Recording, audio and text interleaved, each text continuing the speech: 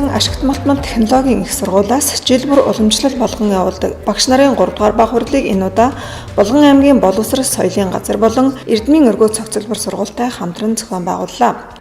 Тус хуралд Улаанбаатар хот, Дархан уул, Орхон, Сэлэнг, Хөвсгөл, Булган зэрэг баруун болон төвийн бүсийн аймагуудаас ерөнхий боловсролын сургуулийн байгалийн ухаан гадаад тэдний 90 орчим багш мэргэжилтнүүд хамрагдсан юм а.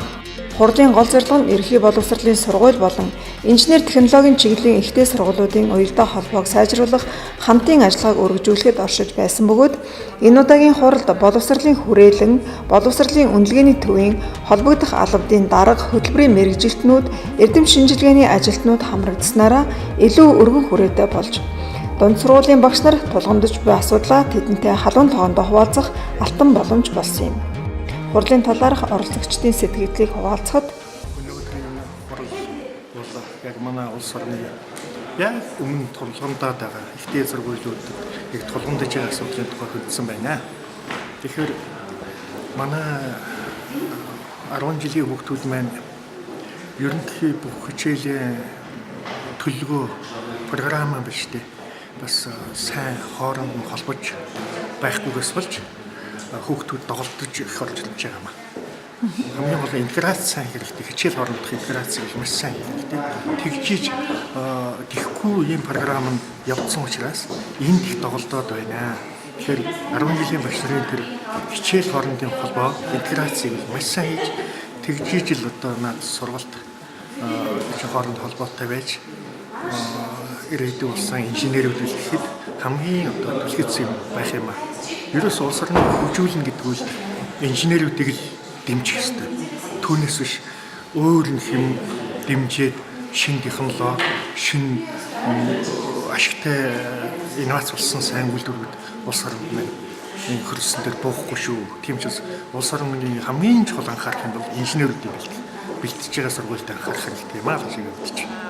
Энэ одоо ажлын утгуудаа агуулгын аймагт зохион байгуулж байгаа онцлогтой өнгөрсөн жил Дархан аймагт 2 дугаар баг хурлын болж ирсэн. За энэ цаашдаа манай энэ баг хурл маань ажлаас хүрээнд тэлж өргөжж байна. Бас сэдвэн ч одоо бас их гоё шинэлэг хэлбэртэйгээр болж байгааг онцлогтой. Тэгээд энэ бас оролцогчдын хүрээ ихтэй сургууль болон ерөнхий боловсролын сургуулийн багш нар хамтарч ажиллаж ингэж оролцож байгаагаас надад их оновчтой их хүртээмжтэй болж байна гэж би бодож байна.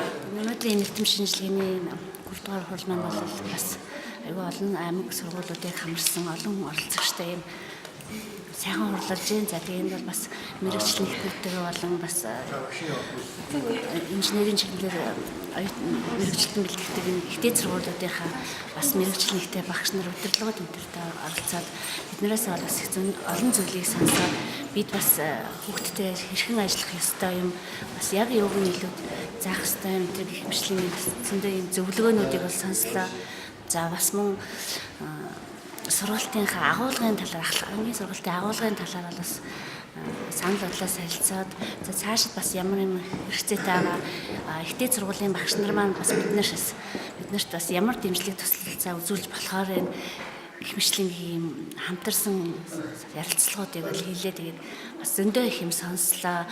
Үнэхээр бас тийх байсан юм нэг санаа оноонууд бол бас авлаа. Энэ удаагийн хурал үнэхээр цаг үе болсон ач холбогдолтой болсон. Яа тэгэхээр одоо манай ерөнхий боловсролын сургуулийн тогтолцоо маань 12 жил их болоод тэгээд энэ дотроо 633 гэсэн шийдэл болчихлоо ш. Тэгэхээр 3 дугаар юуны ахлах сургуулийн 1 11 12 13 дугаар 12 дугаар ангийн сургалтын агуулга маань өөрөө дараагийн шатны сургалтын байгууллагын агуулгатай заавал уялдаж өгөх ёстой.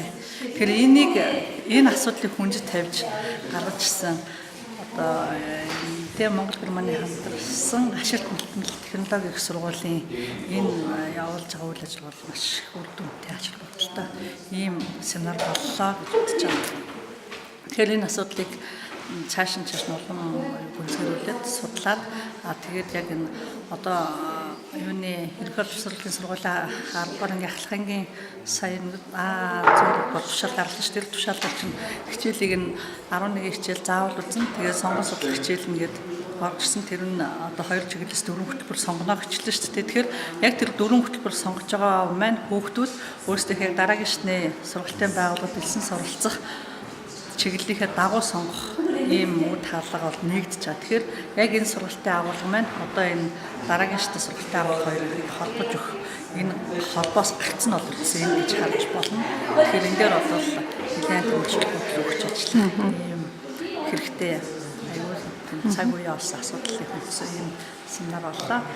Тэгээд цаашдаа бол ийм сургалтуудыг бол явуулж явах нь нэр нь ач холбогдолтой байна. Хөдний ялангуяа хөдөө орон нутгаар хандсан. Яг тэр хөдөө орон нутагт байгаа багш нар маань одоо энэ сургалтаа бид нар яаж явуулах вэ? Хүүхдүүдэд бид нар ямар одоо тийм төвшин бэлтгэх сургах хэрэгтэй байна гэдгийг энэ хоёр одоо тийм сургалтын байгууллагын багш нар хоорондоо нийлээд ингээ ярилцаад ирэхээр бие нэг ойлгох, тэндээс асуудлаа шийдэх, ямар асуудал гараад байна, тэн дээр бид нар ямар шийдэх вэ гэдгийг хоорондоо ярилцаад гараад ирж байгаа болохоор нэлээд төвтэй. Ерөнхийдөө боловсролын чанарын асуудлыг бол аль шатндаа бас тийм бол тэгээд ингээд ирэхээр өөрөө аяндаа нөгөө боловсролын чанар маань бас өөрчлөлт гараад ирнэ гэсэн үг тийм. Тэгэхээр одоо үгүй хүлээж авч байгаа нөгөө сургалтын байгууллага маань ингээд яг хүүхдүүдээ ингээд хичээлдээд ингээд авах гэхээр хүүхдүүд маань ийм талаараа дутагдaltaй байна гэдэг маань өөрөө цаанаа боловсролын чанарын асуудлыг хөндөж байна гэсэн үг тийм. Энийг бид нэр одоо боловсролтой чанартай дунд боловсролынхаа төвшин дахлагийнхаа хүүхдүүдийн боловсролын чанарыг дээшлүүлье гэх юм бол дараагийн шатны ингээд сургалтынхаа байгууллагатай хамтраад энэ асуудлыг шийдэх гэж байгаа юм бас аюул тийм.